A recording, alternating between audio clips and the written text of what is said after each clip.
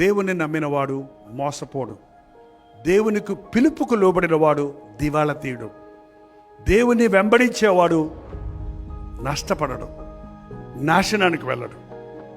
నా వెంబడి రండి, నేను మిమ్మల్ని మనుష్యులను పట్టు జాలలుగా చేస్తాను. ఈ లోకం అనే సముద్రంలో అనేక మంది మనుషులు కొట్టుకుపోతున్నారు, అనేక మంది మునిగిపోతున్నారు, అనేక మంది నాశనం అయిపోతున్నారు.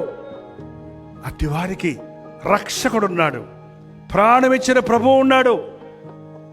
నీ పాపాలను బట్టి నీవు చావక్కర్లా, నీ వ్యసనాలను బట్టి నీవు నాశనం అయిపోక్కర్లా, నీ సమస్యలను బట్టి నువ్వు కృంగిపోనక్కర్లా.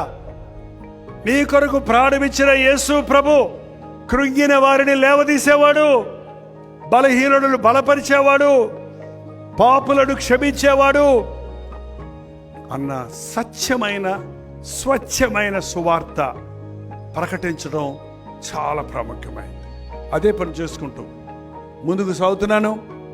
యేసు నామము ఎరుగని చోటలకు వెళ్ళి ఇంకా మరణం వరకు సువార్త ప్రకటించాలని ఆశిస్తున్నాను.